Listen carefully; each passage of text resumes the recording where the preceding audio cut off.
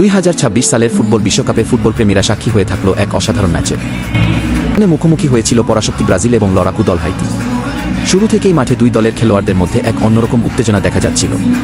Stadium জুড়ে দর্শকদের গগনবিদারী চিৎকার আর হলুদ সবুজ জার্সির জোয়ার মনে করিয়ে দিচ্ছিল ফুটবল বিশ্বমঞ্চে ব্রাজিলের আধিপত্য কতটা গভীর। ম্যাচের শুরু থেকেই হাইতির ডিফেন্সকে ব্যস্ত রেখে একের পর এক আক্রমণ সাজাতে থাকে সেলেসাওরা।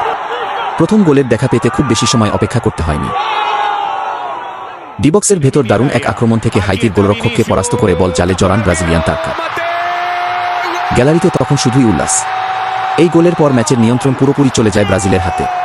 তবে হাইতির খেলোয়াড়রাও দমে যাননি, তারা তাদের সর্বোচ্চ চেষ্টা দিয়ে ব্রাজিলের আক্রমণগুলো ঠেকানোর চেষ্টা করে যাচ্ছিলেন। কিন্তু ব্রাজিলের চতুর পাসিং এবং গতির সামনে হাইতির রক্ষণভাগ বারবার ভেঙে পড়ছিল। প্রথমার্ধের খেলা শেষ হওয়ার আগেই ব্রাজিল তাদের ব্যবধান দ্বিগুণ করে নেয়। চমৎকার একটি কাউন্টার অ্যাটাক থেকে অসাধারণ ফিনিশিংয়ে দলের দ্বিতীয় গোলটি আসে।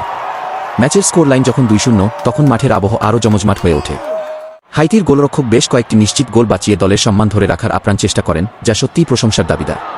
কিন্তু ব্রাজিলিয়ান ফরওয়ার্ডদের আক্রমণাত্মক রূপের সামনে তা যথেষ্ট ছিল না। ম্যাচের শেষ বাঁশি বাজার ঠিক আগ মুহূর্তে ব্রাজিল তাদের তৃতীয় এবং জয়সূচক গোলটি তুলে নেয়।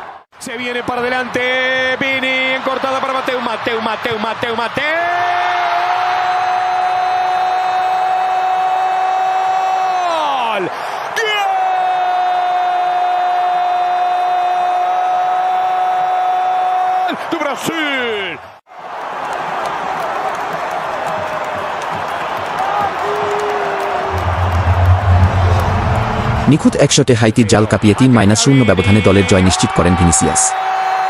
পুরো ম্যাচ জুড়ে ব্রাজিলের ছন্দময় ফুটবল, চমৎকার বোঝাপড়া এবং নিখুঁত ফিনিশিং আবারও প্রমাণ করল কেন তারা বিশ্ব ফুটবলের অন্যতম সেরা। অন্যদিকে পরাজয় সত্ত্বেও হাইতির লড়াই করার মানসিকতা দর্শকদের মন জয় করেছে। এই ম্যাচটি শুধু গোলের জন্য নয়, বরং ফুটবলের সুন্দর শৈলী এবং মাঠের উত্তেজনার জন্য অনেকদিন ফুটবল ভক্তদের মনে গেঁথে থাকবে।